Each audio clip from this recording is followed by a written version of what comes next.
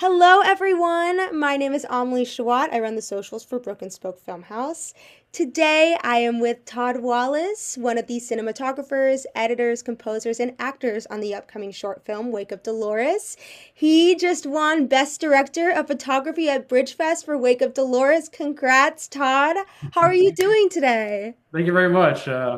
Great to be here. Nice to talk, chat, and catch up. Yeah. Well, I'm really glad you're here today, and he is going to be answering some questions for us about the film. Are you ready, Todd? Let's do it. All right. So you are acting, composing, shooting, and editing on Wake Up Dolores. What about this project made you want to take on so many roles, and how did stepping into all of those positions shape your experience? We're a pretty small group, so we all wear a lot of hats. In the previous short, I also uh, was the DP for that one as well, so that wasn't new to me. Really just having more experience this go around. We got to be a little bit more attention to detail. But yeah, I'm more interested in the technical side, so cinematography, DP, sound. Those were all really what I like to do. So I got a lot more involved in those processes for this movie as opposed to the previous ones. But each one is great. I learned a lot from each position. So yeah, just excited to, the more you shoot, the more you learn. So it's always great to learn. So, how did you get to act in Wake Up Dolores? Like, how did that turn out to like? Yeah. We had this character in mind named Roy. But we also got a bunch of new equipment, right? So we were kind of like, we don't want to, we want to test all the equipment, right? And we don't necessarily want to, waste an actor's time or go through it. There might be something they hate. Right. So I was just like, I've done acting before. So I was like, I'll do it. But then again, I couldn't shoot it. So Jack had to take the reins on that part. Nice. So it was a little bit kind of difficult running, not only being an actor for that role, Yeah. but also trying to do the sound on the side. And like, I wasn't in charge of the camera, so I had to check the work afterwards. Yeah, it was pretty difficult. But then again, after our first session, we had to do a second session. We learned a lot from that. So it was almost out of a necessity. And, we can take as many takes as we want to. So that was kind of a luxury to use myself. So yeah, it was just great to kind of hone in on all the new equipment and all the new gear. Hmm. And then yeah, that's kind of how I came to be for the part of Roy. Yeah. Well, I will say Roy was one of my favorite characters. So Thanks. I'm He's fun glad. to play. Would you say? He's fun to play. I mean, he's a complete idiot. So Right. I'm sure that was really fun. yeah. Um, okay. Next question for you, Todd. What part of the Wake Up Dolores universe excited you the most as a storyteller?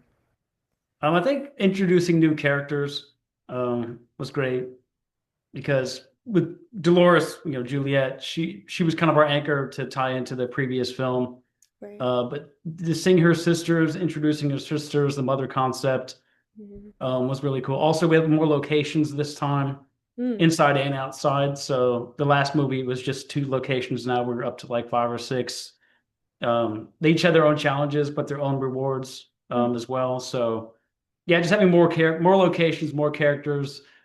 That was a lot of fun, but also a lot of challenging um, stuff we ran into. But then again, you learn from that. So I was kind of happy to learn, as we went on and expanded the universe. Mm-hmm. That's really cool. Yeah, Yeah. I loved all my favorite parts of the short film were Mhm. the scenes filmed outside and like the dreams. Like they were all Yes. so well done and the lighting was incredible. Thank you. Um, yeah, Yeah. and I'm really excited to see where else you guys take this universe, like future films. Like I'm excited to just see what you Yeah. guys want to do with it. Yeah, I know Tyler who played Ash and then Shannon from Mira. So Mhm. there's some ideas percolating with an Ash and Mira Mm. spin-off or something like that. So it, that's kind of, I don't know, maybe further down the road, but yeah, there's definitely some other ideas to tie into this universe a lot more. So Yeah. Yeah, stay tuned. Yes, I'm very excited. Right now, though, you deserve to relax after all that editing you did and Yeah, thank composing. you. Yeah, It it was was a really lot. yeah. Um, so Wake Up Dolores has a really distinct visual identity. Was there a shot or a sequence that was especially challenging or surprisingly easy to pull off? It was all a piece of cake. No, I'm just kidding. It's all extremely difficult. Right. I think the hardest sequence to shoot was the ending sequence, Hmm. Okay. because we have two different kind of storylines going on at the same time. So we had to be mindful that it all seemed like one seamless kind of sequence. So there's that. They're all completely different, lighting setups and spaces. So, also too, because we shot them on different days, Mm-hmm. right? Continuity is a big thing for us, and attention to detail is really big for us. Mm-hmm. Also, I won't give away any spoilers, but let's just say there was fake blood involved, and for that, we could only have Mm. one shot for that. So there was a lot of okay, like a lot of rehearsal. Yeah. Me and Dan did a lot. We did some like blood spatter tests like a month before shooting, but no matter how many times you do rehearsal, you're dealing with one shot, one take. There's Right. fake blood involved. You don't know exactly where that's going to go. Uh-huh. There's not just me, it's the actors, it's the person doing the blood, it's sound, it's, PAs on set. It wasn't even our set, so we couldn't get blood all over the place. So, Right. yeah, we literally just went through like 50 rehearsals. By the time we're like, Gosh. okay, you ready to shoot? It's like a battery died or, Oh so. my But we got it though. We were God. very, very grateful that Yeah. we got it. So, And it looks incredible. thank you. It's so Yeah. cool. But yeah, that was the hardest sequence was the ending for sure. For the blood, random Mhm. question. How did you guys, you made the blood yourself, right? Or was, Yeah, we bought this like Hollywood level fake blood, but we added some like stuff to it, and then my buddy of mine, Jamie, helped out on the side, and we had shot before on the side, and everything we shoot is always blood or something like that. So he had a lot of experience with that stuff, so he kind of gave his input as well. But yeah, it was legit. Yeah, it looked pretty great. Like yeah, we also too the testing beforehand helped out as well, but. Mhm. Yeah, that's where the fake blood came about. Because you don't want to get just regular food dyes. So we had like professional grade, fake blood, as it were. Especially where the blood was going, like you want Yeah. something that's safe and like not toxic. Yeah. Controlled chaos, but Right. we did pretty well. I think so. I think we did pretty Oh yeah. well. Oh yeah. It looked really cool. Cool. Thank you. Glad you liked it. Yeah. So, when creating the score for the film, were there any unconventional instruments or sound design choices you experimented with?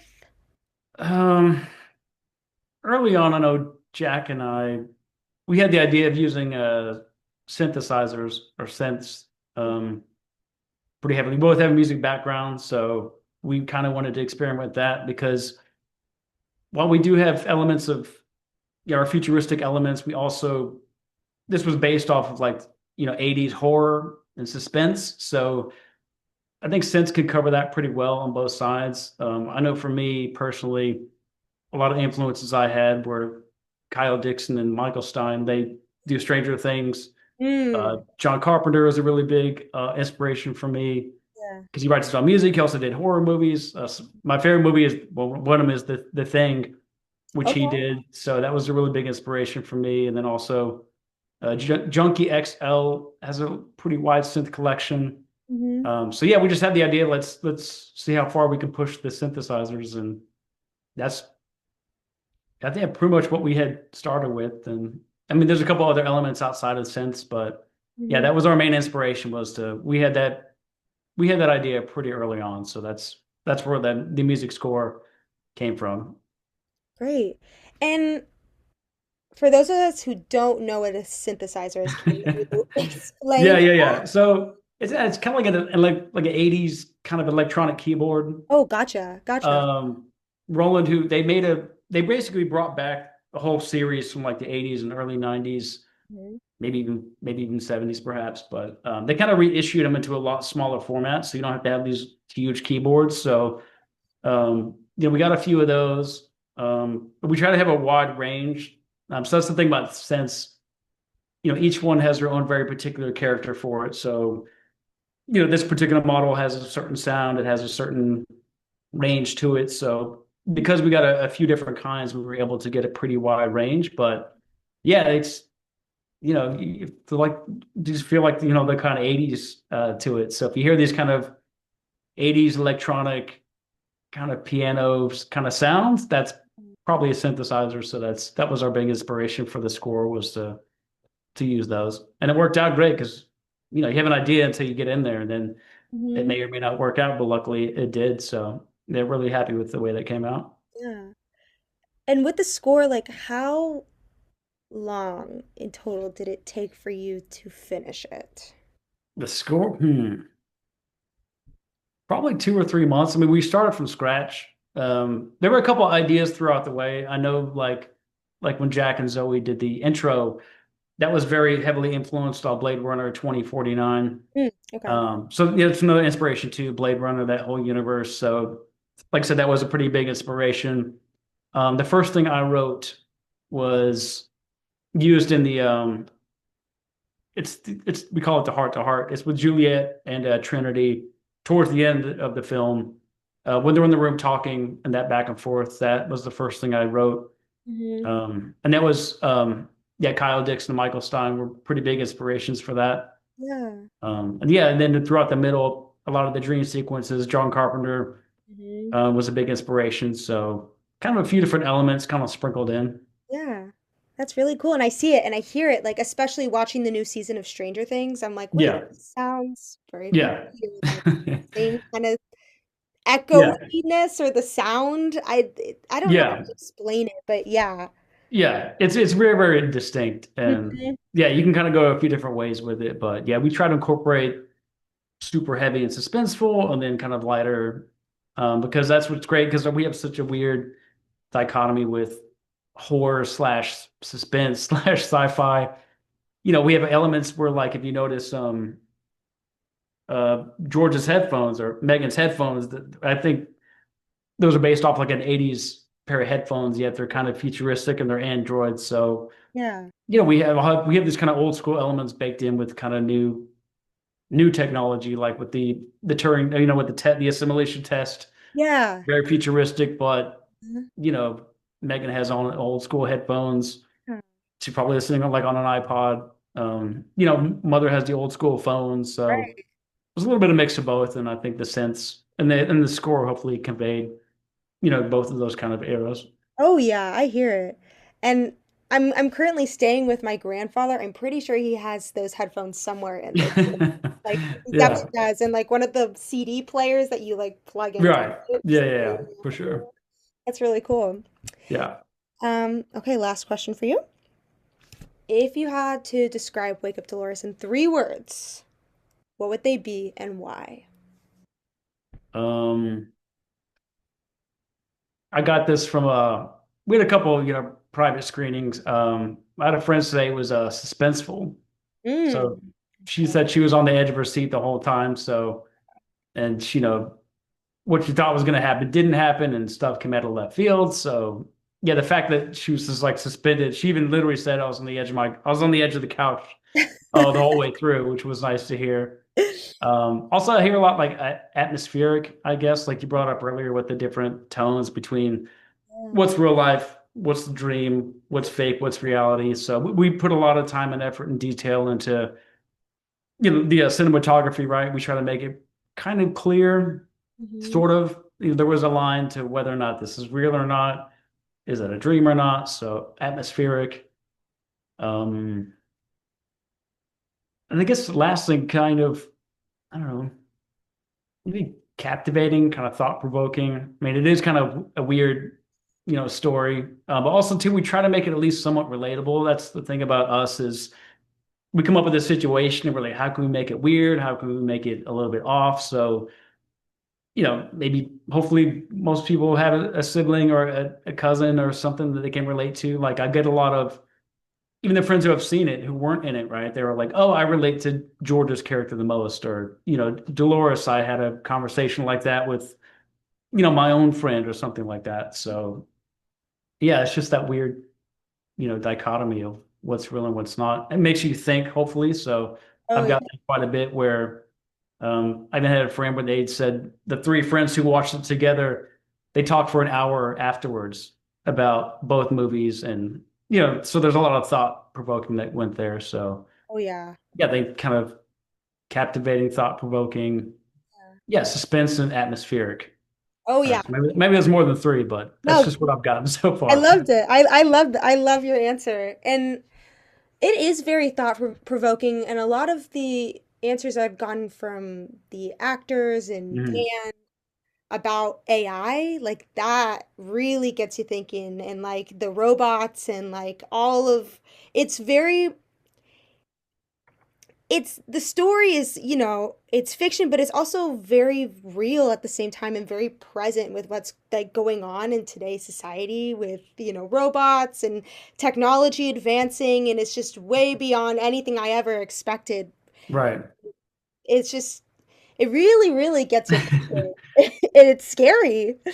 Yeah, and more so now because I mean we started writing this, I don't know, like a year and a half ago, right? Where AI wasn't as present as it is today. But what's funny is we had read an article um, about actually it was about I don't know who it was exactly, but they had essentially taken organic waste or organic matter to power machines.